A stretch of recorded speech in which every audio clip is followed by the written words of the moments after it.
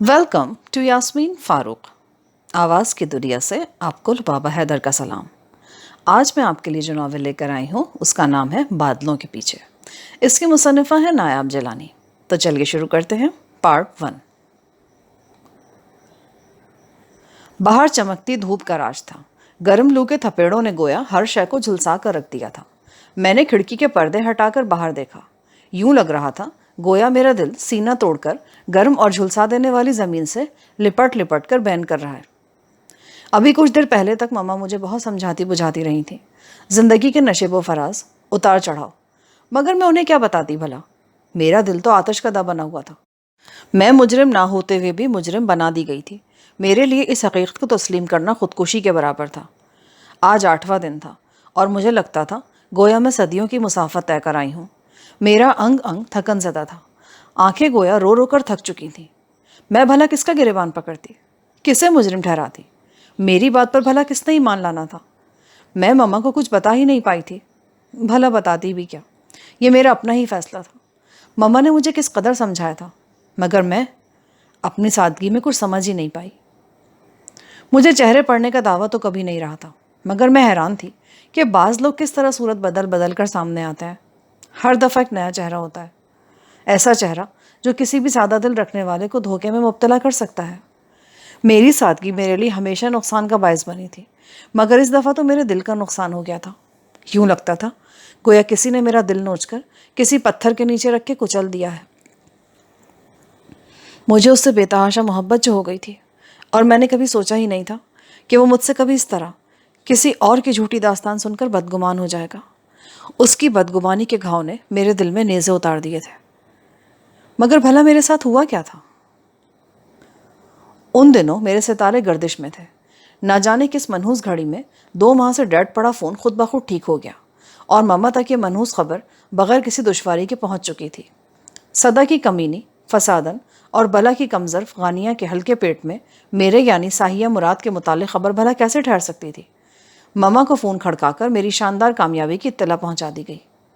खाला, साही मैट्रिक में हैट्रिक मार चुकी है। इस मरतबा भी साहब का रिकॉर्ड कायम रखा है मोहतरमा ने खैर से। सिर्फ 3 मजमून क्लियर कर सकी हैं, बाकी सब में गोल अंडा। लगता है पर्चों में निहारी, जलेबी और गुलाब जामुन की तरकीब लिख कर आई थी। फ़ोन तो बंद हो चुका था और मम्मा जूते से मेरी धुनाई करने के बाद सोफे पर बैठी हाँप रही थी। गम और गुस्से से उनका सुर्ख व सफ़ेद चेहरा तमतमा रहा था। सब्ज आंखों से शोले लपक रहे थे। यूनिवर्सिटी की पोजीशन होल्डर मेरी प्यारी मम्मा का सदमे के मारे बुरा हाल था। बेशरम, चुल्लू भर पानी में डूब मरो। 19 साल की हो चुकी हो, अभी तक मैट्रिक मटकी हो। तुम्हारे साथ की ग्रेजुएशन और मास्टर्स करके 2-2 बच्चे भी खिला रही हैं। आपकी सुस्ती की वजह से लेट हो रही हूँ, वरना इस वक्त तक आप भी नानो बन चुकी होती। मैंने अफसोस के आलम में मम्मा को गुजरते वक्त का एहसास दिलाना चाहा। उन्होंने जलबलाकर दूसरा जूता उतारा। सॉरी मम्मा। मैं फ़ौरन सोफे की ओट में कुशन उठाकर खड़ी हो गई थी। मम्मा मेरी बेहयाई के इस अजीम मुजाहरे को मुलाहजा करने के बाद ना जाने किस सोच में गुम हो चुकी थी। मेरी नज़रें मम्मा के खाली पैरों पर थीं, सो मैं इत्मीनान से सोफे पर ढह गई। आम हालात में वो जूते के साथ फेंटी लगाना मैनर्स के ख़िलाफ़ समझती थी। आम हालात में तो महज मुझे घूरियों से ही नवाज दिया जाता था, और मम्मा की घूरियों का असर ही इस कदर होता था कि मैं फ़ौरन ही हवास बाख्ता हो जाती थी। अगरचे मम्मा को ये पसंद नहीं था कि वो मेरी जूते के साथ धुनाई करें, मगर खैर से मामला ही कुछ ऐसा था कि वो भी कहाँ तक जब्त करती। मैट्रिक में मुझे 3रा साल लग चुका था। मेरी क्लास फेलोज़ और कज़न्स वगैरह मुझसे कहीं आगे निकल चुकी थी, मगर मैं अपने कुनज़ैन को भला कहाँ से पॉलिश कराती। और फिर साइंसदानों की बकवास मेरे दिमाग में नहीं समाती थी। ना जाने कितने ही ट्यूटर्स मेरी नालायकी से घबराकर दूसरे दिन भाग गए थे।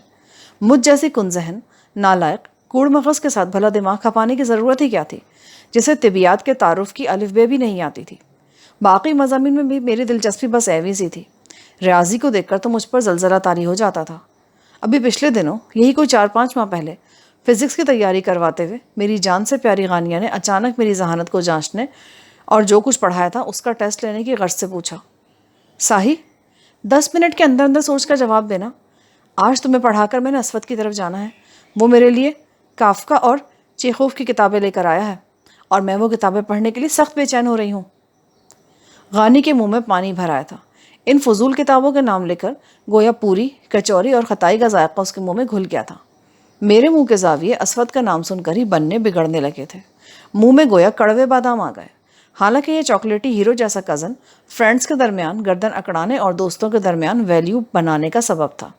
چھوڑو بھی غانی، جس رائٹر کا نام ہی اتنا خوفزدہ کر دینے والا ہو اس کی تصنیف کتنی بکواس ہوگی. بھلا یہ بھی کوئی نام ہوا؟ چیخوف، یعنی نرا خوف ہی خوف.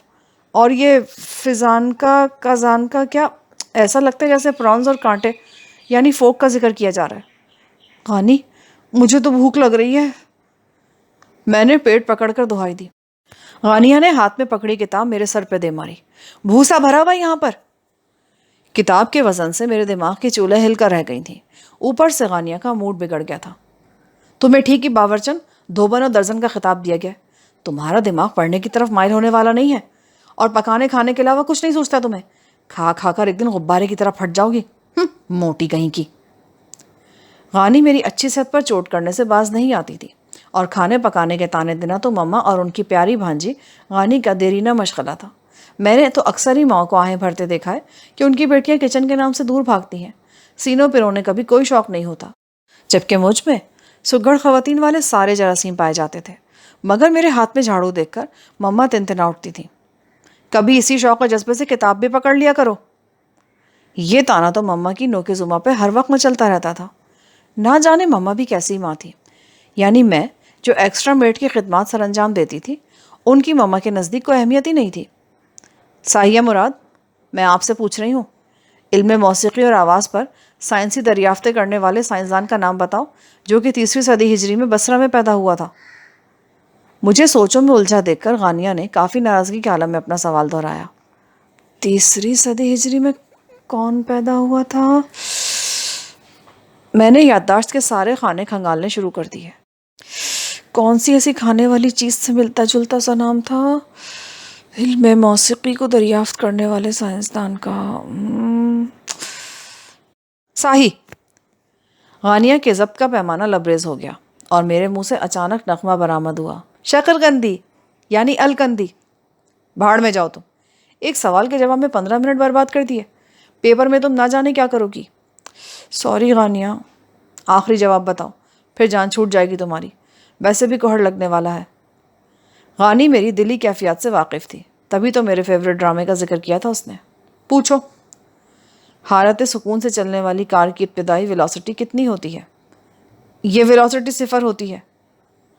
میں نے بھی نظر بچا کر کتاب میں سے اچک کر دیکھا اور جھٹ سے جواب بھی دے دیا. وہ کون سا میری طرف متوجہ تھی. اپنا ہینڈ بیگ کھولے ببل کا پیکٹ نکال رہی تھی. سو میرا کام بھی چل گیا، اور آج انہیں چھوٹی مٹی چوریوں کا خمیازہ فیل ہونے کی صورت میں بھگت رہی تھی. مما نے کافی سوچ بچار کے بعد سر اٹھا کر میری طرف دیکھا. ساہیہ، کتابیں سمیٹ کر نیچے آ جاؤ، میں تمہاری پیکنگ کرنے لگی ہوں. مگر کیوں مما؟ تم نبیلہ کے پاس جا رہی ہو. پھپھو کے پاس؟ مگر کیوں؟ اپنی ہٹلر ٹائپ پھپھو کے پاس جانے کے متعلق سوچ کر ہی میں لرز اٹھی تھی. اس لیے کہ لاتوں کے بھوت باتوں سے نہیں مانتے. مما پلیز. میں منمناتی رہ گئی. ڈیڈی، مما مجھے اسلام آباد بھجوانے لگی ہیں. ڈائننگ روم میں گھستے ہی میں نے دہائی دینا شروع کر دی. تائی امی یعنی بڑی مما اور ڈیڈی یعنی تائی ابو آدھا گھنٹہ پہلے ہی گھر آئے تھے. دونوں عماد بھائی کے بیٹے کو دیکھنے کراچی گئے ہوئے تھے. عماد بھائی ڈیڈی کے اکلوتے بیٹے تھے اور میں اپنے پاپا اور ماما کی اکلوتی بیٹی. بس ہمارے یہی مختصر سا خاندان تھا. عماد بھائی مجھ سے 15 سال بڑے تھے. ان کی شادی کو 9 سال ہونے والے تھے اور ان کے ہاں تیسرے بیٹے کی ولادت ہوئی تھی. اسی وجہ سے 2 ماہ سے بڑی مما اور ان کی واپسی آج ہی ہوئی تھی، اور میرے فیل ہو جانے والے کارنامے کے متعلق بھی انہیں پتہ چل چکا تھا. بھائی سائرہ، ہماری بیٹی کو اتنا دور مت بھجواؤ. بھلس چہکتی مینا کے بغیر ہم کیسے رہ پائیں گے؟ بھائی جان، اس نالائق کو نبیلہ ہی سدھار سکتی ہے. شاید یہ میٹرک میں پاس ہو جائے. مجھے آرٹس پڑھنے دیتی نا تو یہ دن نہ دیکھنا پڑتا. بہت زبان چلتی تمہاری. دماغ کو بھی کبھی زحمت دے لیا کرو. مما کو میرا بیچ میں بولنا قطعاً نہیں بھایا. سائرہ، ساہی ٹھیک کہہ رہی ہے. بچے کا شوق اور دلچسپی بھی کوئی چیز ہوتی ہے بھائی. ہمیشہ کی طرح پاپا اور ڈیڈی میری حمایت میں بولے تھے. آپ کی انہی باتوں نے اس کا دماغ خراب کر کے رکھ دیا ہے. مما کا موڈ آف ہو چکا تھا. میں نے بمبئی بریانی اور تکہ بوٹی سے خوب انصاف کیا اور دعا پڑھ کر اپنے کمرے میں چلی آئی. صبح مجھے ہر صورت میں اسلام آباد جانا تھا، اور آج کی رات میں جی بھر کر سونا چاہتی تھی. بدقسمتی سے میں مما اور پاپا کی اکلوتی اولاد تھی اگر ان کے بھی 2-3 بچے اور ہوتے تو شاید ماما کی توجہ بڑھ جاتی، مگر ہمارے خاندان میں بچوں کا فقدان تھا، بلکہ قحط کہنا مناسب ہوگا۔ اللہ بخشے دادی مرحومہ جب زندہ تھی تو ماما اور بڑی ماما کی ہر وقت شامت آئی رہتی تھی۔ انہیں اس بات کا بہت قلق تھا کہ ان کی اولاد کی بہت کم اولاد ہے۔ بڑی ماما ایک بیٹے کی ماں تھی، اسی لیے ان کی کچھ بچت ہو جاتی تھی۔ البتہ میری ماما پر تو دادی کا اکثر و بیشتر عذاب نازل ہوتا ہی رہتا تھا۔ سائرہ نے اس شیرنی کو پیدا کر کے گویا کیٹو کا پہاڑ سر کر لیا ہے۔ دادی بھی میری اچھی صحت سے خاصا جلتی تھیں۔ یہی حال نبیلہ پھپھو کا تھا، دماغ کو زحمت جو نہیں دیتی، اسی لیے گوشت کا پہاڑ بنتی جا رہی ہے۔ انہوں نے میرے بھرے بھرے سڈول سراپے کو گوشت کے پہاڑ سے تشبیہ دے کر میرے نازک جذبات کو بری طرح مجروح کر دیا تھا۔ اپنی تو صرف 2 ہی مخمنی سی تاڑ کی طرح لمبی سونکی باز جیسی 2 بیٹیاں تھیں، اور ڈگریاں میرے حصے کی بھی کھٹی کر رکھی تھیں۔ اس طرح کے رویوں کی میں بچپن سے ہی عادی تھی۔ میری صحت اور تعلیم، یہ 2 ایسے مسئلے تھے جو میرے خاندان والوں کے لیے مسئلہ فلسطین بن چکے تھے۔ نہ تو میں ماما، دادی اور پھپھو کی خواہش کے مطابق اپنی صحت ڈائٹنگ کے شوق میں تباہ کر سکتی تھی، اور نہ ہی میٹرک میں مجھ سے پاس ہوا جا رہا تھا۔ یہ دونوں کام یوں لگتا تھا جیسے میرے بس سے باہر ہیں۔ کھانا پینا چھوڑ کر میں بھلا ٹی بی کے مریضہ کیسے بن سکتی تھی؟ سوکھی سڑی ہڈیوں کا ڈھانچہ سی ساہیہ مراد بھلا کیسی لگتی؟ یہ سوچ کر ہی مجھ پر کپ کپی طاری ہو جاتی تھی۔ سو میں ڈٹ کر 3 وقت کا کھانا کھاتی تھی، مما کی گھوریوں کی پرواہ کیے بغیر۔ اور رہا پڑھائی کا مسئلہ، تو شاید کسی نہ کسی طرح میرا میٹرک میں A+ آ جاتا اگر مما مجھے آرٹس پڑھنے دیتی۔ شاید اس وقت میں اردو ادب یا فائن آرٹ میں اپنا نام بنا چکی ہوتی۔ مگر ہائے میری قسمت، مجھے تو ابھی تک برقی کرنٹ اور مقناطیسیت کے درمیان تعلق کو معلوم کرنے والے کا پتہ نہیں تھا کہ وہ فلیمنگ ہے، نیوٹن ہے، فراڈلے ہے یا پھر کوئی اور۔ اپنی تازہ ترین بے عزتی پر میں جی بھر کے تلملا رہی تھی۔ اس تلملاہٹ نے تو زندگی بھر میرے ساتھ ہی رہنا تھا، اور اب جو نبیلہ پھپھو کے پاس بھیج کر مجھ بیچاری پر ظلم کے پہاڑ توڑے جا رہے تھے۔ مگر بھلا ہو میرے پیارے ڈیڈی کا، انہوں نے صبح صبح ناشتے کی میز پر ایک جذباتی تقریر کر کے ماما کے ارادوں کو ڈانو ڈول کر دیا تھا۔ تبھی تو ماما نے شموں کو میری پیکنگ کھولنے کا آرڈر دے کر مجھے حد سے زیادہ مسرور اور شاد کر دیا تھا۔ ڈیڈی کی بے پایا محبت پر پہلے بھی مجھے شک نہیں تھا، مگر اب تو اس محبت پر گویا مہر لگ چکی تھی۔ اور ادھر ڈیڈی میرے کان میں کہہ رہے تھے، ان دونوں خواتین کے ہاتھ سے بنے بدمزہ کھانے کھا کھا کر بھلا ہم نے مرنا تھا کیا؟ بھائی مجھے تو اپنی بیٹی کے ہاتھ سے بنی کافی پیے بغیر نیند نہیں آ سکتی۔ مگر ڈیڈی یہ فزکس اور کیمسٹری، ارے چولہے میں جھونکو فزکس کو، کوئی ضرورت نہیں ننھی سی جان کو غم لگانے کی، اگلے سال آرام سے پیپر دے لینا۔ پاپا نے لاپرواہی سے میرے شانے تھپ تھپائے۔ ایسے ہی تو میں اپنے پاپا اور ڈیڈی کے گیت نہیں گاتی تھی نا، انہوں نے مجھے کبھی مایوس نہیں ہونے دیا تھا۔ ان کی ایسی ہی محبت کی وجہ سے میں ابھی تک میٹرک میٹ کی ہوئی تھی۔ دراصل رزلٹ آنے کے بعد ماما مار کٹائی کا پیریڈ لیتی تھیں، اور پھر میں 3-4 گھنٹے سو کی کیفیت میں گزار دیتی تھی۔ پھر میری سوجی سوجی آنکھیں دیکھ کر ڈیڈی اور پاپا جی جان سے میری ہمت بندھاتے تھے۔ ان سے میری ایشوریہ رائے جیسی موٹی موٹی آنکھوں میں آنسو جو نہیں دیکھے جاتے تھے۔ ساہی، ٹینشن نہیں لینا بیٹے، گرتے ہیں شہسوار ہی میدان جنگ میں، تم ایک دفعہ پھر کوشش کرو، محنت کرو۔ یہ الفاظ ڈیڈی کے ہوا کرتے تھے، اور ماما سیخ پا ہو جایا کرتی تھیں۔ بھائی جان، آپ کو کہنے کی کوئی ضرورت نہیں، یہاں ٹینشن لی ہی نہیں جاتی، دی جاتی ہے۔ اگر یہ ٹینشن لیتی تو اس کا طول اور اتنا پھیلا ہوا نہ ہوتا۔ اسود بھائی بھی میری صحت کے دشمنوں میں سے تھے، خود تو جیسے بڑے اسمارٹ ہیں۔ میں نے ناک چڑھائی، بک بک سن لو بس ان کی، جاؤ اسود کے لیے چائے بنا کر لاؤ۔ مما غصے سے بولی، کام کے وقت ساہیہ یاد آتی ہے، فری سے کہیں نا چائے بنا کے لائے۔ میں نے شانے بے نیازی سے کہا، مجھے جوشاندہ نہیں پینا۔ اسود بھائی نے ناگواری سے کہا، ساہی کے علاوہ کوئی اچھی چائے بنا ہی نہیں سکتا۔ اب وہ میری تعریف کر رہے تھے، جسے میں سراسر خوشامد سمجھ رہی تھی۔ مسکا مت لگائے ہیں، یہ مسکا کیا ہوتا ہے؟ ایک بات تو سچ ہے ویسے، میری بہن سے اچھی چائے کو بنا ہی نہیں سکتا۔ بہن؟ صدمے کی شدت سے میرا دل ڈوبنے لگا۔ نہ جانے ہر خوبصورت اور قابل لڑکے کو میں بہن ہی کیوں لگتی تھی۔ اگر شادی ہو جاتی تو کم از کم پڑھنا تو نہ پڑتا، اور میں واحد ایسی لڑکی تھی جو اپنے لیے بھرے پورے کھانے پینے کے شوقین سسرال کی دعائیں مانگتی تھی، جنہیں کھانے ٹھسا ٹھسا کر میں اپنا گرویدہ بنا لیتی، اور کم از کم وہ مجھ سے میری ڈگریوں کے بارے میں کچھ نہ پوچھتے۔ ماما کے نزدیک میں ساری دنیا کی لڑکیوں سے زیادہ نالائق، جاہل اور کن ذہن تھی، مگر دل ہی دل میں وہ میرے سگڑاپے کی قائل ضرور تھی۔ میں ہر فن میں طاق تھی، اور میرے سگڑاپے کا سارا کریڈٹ بڑی ماما کو جاتا تھا۔ انہوں نے مجھے کوکنگ سے لے کر سلائی کڑھائی تک ہر فن میں طاق کر دیا تھا، مگر مما کے نزدیک میری ان خوبیوں کی کوئی اہمیت نہیں تھی. وہ ویلے لوگوں کے سیاپے کہہ کر میری ان خوبیوں کو مٹی میں رول دیتی تھیں. ساہی، ایک تو تم نہ جانے کس مراقبے میں چلی جاتی ہو، اب اٹھ بھی چکو. جا رہی ہوں مما. میں دھپ دھپ کرتی کچن میں چلی گئی. میں بڑے شوق اور جذبے کے ساتھ فش کری بنا رہی تھی. مچھلی کو بیسن لگا کر پہلے سے رکھ دیا تھا. پیاز بھی گولڈن کر لی تھی. فش بھی فرائی ہو چکی تھی. بس آدھے گھنٹے کا کام تھا. ساتھ ساتھ اٹیلین سیلڈ کی تیاری بھی کر رہی تھی. یہ مینیو ڈیڈی کی پسند کے مطابق میں نے صبح ہی ترتیب دیا تھا. کوفتہ بریانی دم پر تھی. اسی لمحے فون کی گھنٹی بج اٹھی. میں وقتاً فوقتاً سلیب پر رکھے نوٹس پر بھی نگاہ ڈال رہی تھی. اف، اب فون سننے لانچ میں جاؤ. میں نے بھنا کر سوچا. فون بیچارہ بج بج کر خاموش ہو گیا تھا. تبھی مما اور بڑی مما سٹنگ روم سے برآمد ہوئیں. نہ جانے کون سی میٹنگ سے فارغ ہوئی تھیں. کس کا فون تھا ساہی؟ ابن الحسن کا ہوگا. میں نے رٹا لگاتے ہوئے سلاد کے لیے خربوزہ کاٹنا شروع کر دیا. ہیں؟ وہ کون ہے؟ بڑی مما بے حد حیران ہوئی. فون کی گھنٹی پھر بجنے لگی. بڑی مما ابن الحسن کے متعلق تفصیل سے پوچھنے کا ارادہ ترک کر کے فون کی طرف بڑھ گئیں. کچھ ہی دیر بعد مجھے بڑی مما کی افسردہ سی آواز سنائی دی.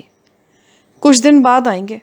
کسی گھریلو پرابلم کی وجہ سے ان کا پروگرام ملتوی ہو گیا ہے. اس کے تو نصیب ہی ٹھنڈے ہیں.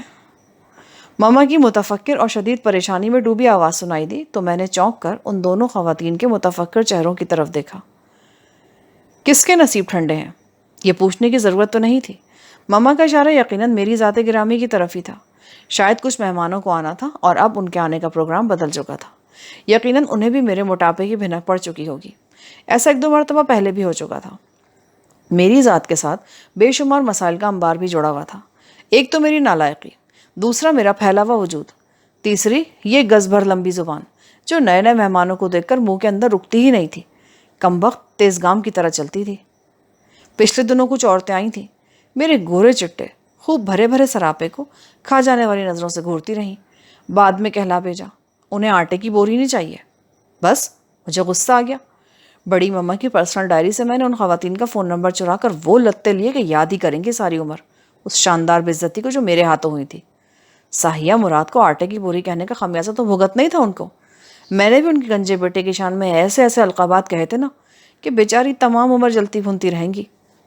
یہ دوسری منحوس ترین ٹیلی فون کال تھی جو میری زندگی میں بھونچال لانے کا سبب بنی. مما کی پریشانی نے تو مجھے بھی سچ مچ پریشان کر دیا تھا. مگر حیرت کی بات یہ تھی کہ مما کو ان دنوں مجھے پڑھائی کی افادیت پر لمبے لمبے لیکچر دینے کا بھی خیال نہیں رہا تھا. دوسرا حیرت کا جھٹکا مجھے تب لگا جب آرٹس کی کتابیں میری رائٹنگ ٹیبل پر سج گئیں. مما نے اپنی ضد چھوڑ دی تھی. ان دنوں ان کے سر سے مجھے ڈھیر سارا پڑھوانے کا بھوت اتر چکا تھا. اب وہ مجھے سلم اینڈ اسمارٹ دیکھنا چاہتی تھیں. اسی سلسلے میں انہوں نے سلیمنگ سینٹر کی میڈم سے بھی بات کر لی تھی. ادھر میرے کچن میں گھسنے پر بھی شدید پابندی لگ چکی تھی. میں اپنے پسندیدہ سبجیکٹ دیکھ کر اس قدر خوش نہیں ہوتی تھی جس قدر کچن میں گھسنے کی پابندی نے مجھے اتموا کیا تھا. مما مجھے صبح صبح پالک کا بدمزہ پانی پلا کر دلیے کی ایک چھوٹی سی پیالی پکڑا دیتی. 3 دن اس ناانصافی اور ظلم کے بعد میں نے اپنے زرخیز دماغ سے کچھ نئی ترکیبیں نکال لی تھیں. کبھی ڈیڈی اور کبھی پاپا سے 200-300 روپے لے لینا میرا معمول بن گیا تھا. کیونکہ مما اور بڑی مما نے مجھے دبلا کرنے کے لیے جو عہد کر رکھا تھا اس عہد کو مد نظر رکھ کر میری پاکٹ منی بھی بند ہو چکی تھی. اب مما مجھے پڑھائی پر نہیں بلکہ ڈائٹنگ پر بڑے بڑے اور لمبے لیکچر دیتی تھیں. ان دنوں مما کی سب سے بڑی ٹینشن میرا بڑھتا ہوا وزن تھا. جس دن میرا میٹرک کا شاندار رزلٹ آیا یہ اسی دن کی بات ہے. یہ دن میرے لیے خوشگوار نہیں تھا. حالانکہ مما اور بڑی مما میرے پھولے پھولے گلابی چہرے پر نہ جانے کتنے بوسے دے چکی تھیں. مما میرے اچھے رزلٹ پر پھولے نہیں سما رہی تھیں اور ڈیڈی فخریہ کہہ رہے تھے میں نہ کہتا تھا سارا ساہی کو آرٹس پڑھنے دو، بچے کی دلچسپی اور شوق کو اولویت دینی چاہیے. مما آج ڈیڈی سے متفق ہو چکی تھیں. انہوں نے کسی بھی قسم کی بحث نہیں کی. رات کو خالہ نے مما کو فون کر کے بتایا آپا، بڑی آپا نے اسود کے لیے غانیہ کو مانگا ہے. اس خبر نے مما کے چہرے کے سارے رنگ اڑا دیے. شاید وہ بھی اسود بھائی کو بطور داماد پسند کر چکی تھیں. تاہم بھانجی کی خوشی پر انہوں نے کمظرفی کا مظاہرہ نہیں کیا. پہلے چھوٹی خالہ کو اور پھر بڑی خالہ کو مبارکباد دی. ادھر میرے ارمانوں پر بھی اوس پڑ چکی تھی. غانی اور اسود بھائی سے اچھے اچھے گفٹ وصول کر کے میں نے بھی اوپری دل کے ساتھ انہیں مبارکباد دے دی. اگر اسود بھائی کے ساتھ بات بن جاتی تو میں نے ایف اے کے بجائے شادی کرنا تھی. مگر ہائے میرے نصیب جو بقول مما کے بالکل برف یا آئس کریم کی طرح ٹھنڈے تھے. خاندان کے سارے ہی لڑکے ایک ایک کر کے کھوٹے سے بن چکے تھے۔ ہنا اور صبا جیسی نالائق لڑکیاں بھی 2 بچوں کی امائیں بن چکی تھیں۔ میرا جی جل جل کر خاک ہو رہا تھا، اور ادھر اسفت بھائی اور غانی کی شادی کے ہنگامے جاگ اٹھے۔ مما بھی ہنسی خوشی کبھی جہیز تو کبھی بری کی شاپنگ کروانے چلی جاتی۔ کچن ان دنوں میرے صحت مند کندھوں پر تھا، سو میں جی بھر کے چٹپٹے کھانوں سے لطف اندوز ہو رہی تھی۔ ڈیڈی اور پاپا بھی خوب مزے کر رہے تھے۔ ان دنوں دونوں کو پرہیز بھول چکا تھا۔ میں بھی فرمائشی لسٹ کو دیکھتے ہوئے مینیو ترتیب دیتی تھی۔ بڑی مما تو عرصہ وہ کچن کو خیر بات کہہ چکی تھی۔ ہائی بلڈ پریشر کے مرض نے خاصا عاجز کر دیا تھا، اور مما کو بھی اب میں کم کم ہی کچن کی طرف جانے دیتی تھی۔ مگر جب سے مما کو میرے پھیلتے وجود کو دیکھ کر شوق لگا تھا، اور میرا اب تک رشتہ نہ ہونے کی یہ بہت بڑی وجہ معلوم ہوئی تھی، تب سے کچن میں میرے داخلے پر پابندی لگا دی گئی تھی۔ مگر خیر، اب تو آزادی ہی آزادی تھی، اور میں اس آزادی سے خوب فائدہ اٹھا رہی تھی۔ شادی کے ہنگامے جو ہی سرد پڑے، مما نے میرا دوبارہ وزن کروایا، اور پھر مت پوچھیے، میں اپنا 15 کلو وزن بڑھا چکی تھی۔ مما نے میرے حال پر چھوڑ دیا مجھے۔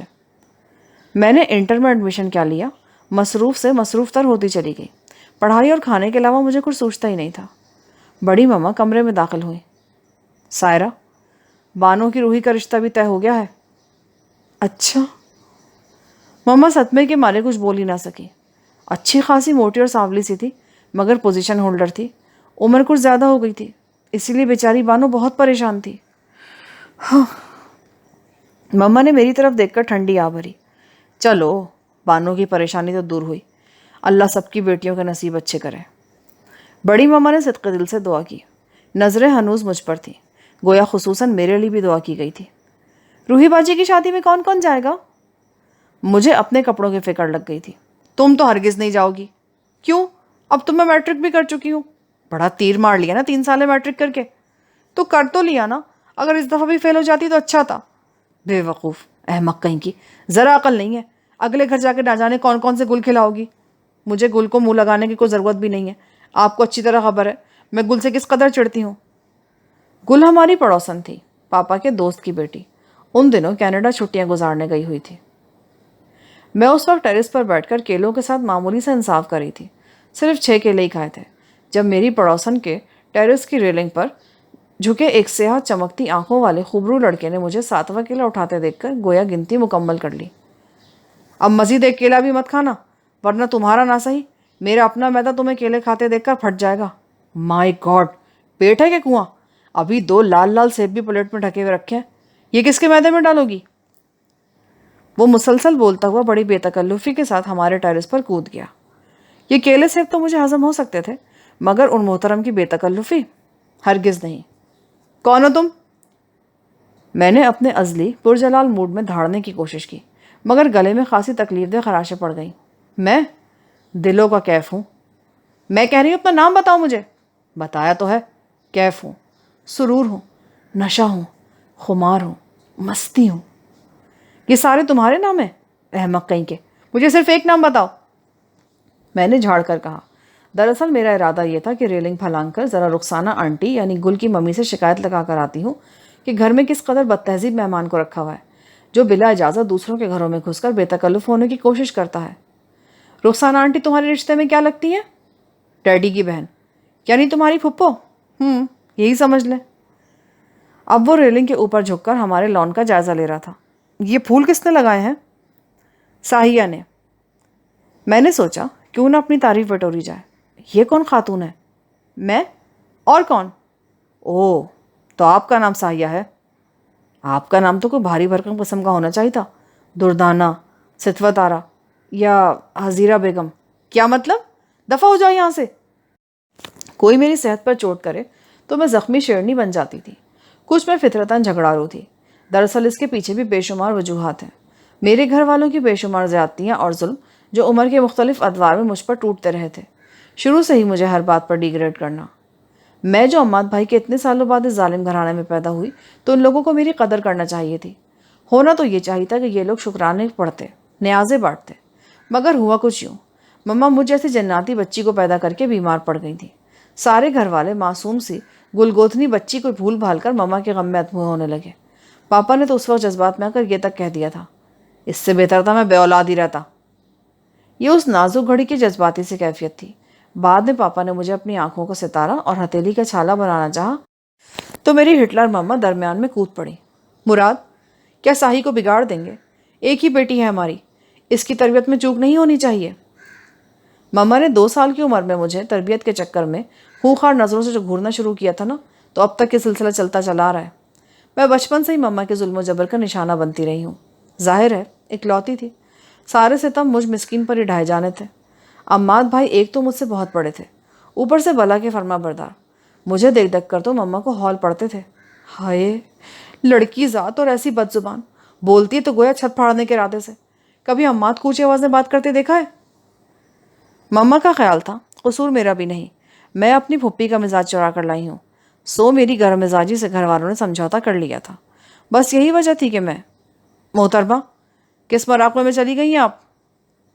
وہ بالکل میرے سامنے آ کھڑا ہوا، اور میں جو ماضی کی بھول بھلائیوں میں گم بچپن سے اب تک اپنے ساتھ کی جانے والی زیادتیوں کے بارے میں سوچ رہی تھی، ایک دم چونک کر خوخار نظروں سے اس کی طرف دیکھنے لگی۔ تم ابھی تک یہیں کھڑے ہو؟ میرا پارا چڑھ گیا، وہ کمینہ لیموں کے رس میں کٹے ہوئے سیب چٹ کر گیا تھا۔ کس کی اجازت سے تم نے میرے سیب کھائے ہیں؟ لو، کھانے پینے کے معاملے میں بھلا اجازت کیسی؟ جاؤ یہاں سے، ورنہ میں چوکیدار کو بلا لوں گی۔ چوکیدار نے بھلا یہاں کے کیا کرنا ہے؟ تمہیں اٹھا کر دوسرے ٹیرس پہ پھینک دے گا وہ، اس میں اتنی جان ہے کیا؟ وہ ہمارے چوکیدار کی صحت پر چوٹ کر رہا تھا، یہ کام تو آپ پر سوٹ کرتا ہے، اور ماشاءاللہ آپ کر بھی سکتی ہیں۔ کون سا کام؟ اب کیا تشریح کروں، خیر اللہ آپ کو نظر بد سے بچائے۔ وہ بیک وقت میرے صحت مند سراپے پر چوٹ بھی کر رہا تھا، یہاں تو میرا غصہ کرنا بنتا تھا، اور غصہ چونکہ میری ناک پہ دھرا ہی رہتا تھا، سو میں فوراً ہی پھٹ پڑی۔ جاتے ہو یہاں سے، بلاؤں اماں کو؟ اتنا تردد تو نیچے جا کے کرنا پڑے گا، تو میرے لیے چائے بھی لیتی آنا، میں یہیں ویٹ کروں گا۔ تم دفع ہو جاؤ یہاں سے۔ اگر نہ جاؤں تو؟ تم کس کی اجازت سے ہمارے ٹیرس پر آئے ہو؟ اپنے دل کی اجازت سے۔ وہ مزے سے بولا اور پیر جھلاتا کھڑا ہو گیا۔ مس ساہیہ مراد، ہم پھر ملیں گے، ابھی چلتا ہوں، آپ مجھے بہت اچھی لگی ہیں، زندگی رہی تو پھر ملاقات ہوگی۔ دوسرے ہی پل وہ ریلنگ سے کود کر دوسری طرف چلا گیا، جبکہ میں بھناتے ہوئے نیچے اتر آئی۔ میرا ایف اے میں پاس ہو جانا میرے گھر والوں کے لیے ہفتے عقیم کی دولت مل جانے کے برابر تھا۔ ڈیڈی، پاپا اور ماما تو اس خوشی میں کسی بڑی ضیافت کا اہتمام کرنا چاہتے تھے، مگر نبیلہ پھپھو کی بیماری کی خبر نے سارا پروگرام درہم برہم کر دیا۔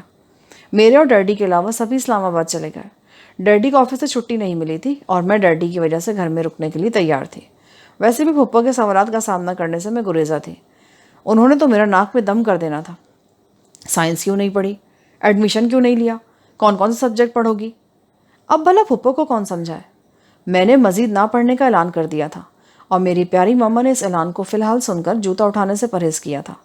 دراصل میرے انٹر میں پاس ہو جانے کی خوشی میں انہوں نے اپنا موڈ خراب نہیں کرنا چاہا تھا، اور فی الحال میری بے عزتی کرنے کا ارادہ ترک کر کے اسلام آباد سے دھاری تھی۔ چونکہ پڑھائی کا بوجھ تو ہٹ چکا تھا، سو آج کل میری تمام تر توجہ کا مرکز ٹی وی اور کچن تھا۔ اس دن بھی بڑے ذوق و شوق کے ساتھ ڈیڈی کے لیے میں چانپیں بنا رہی تھی۔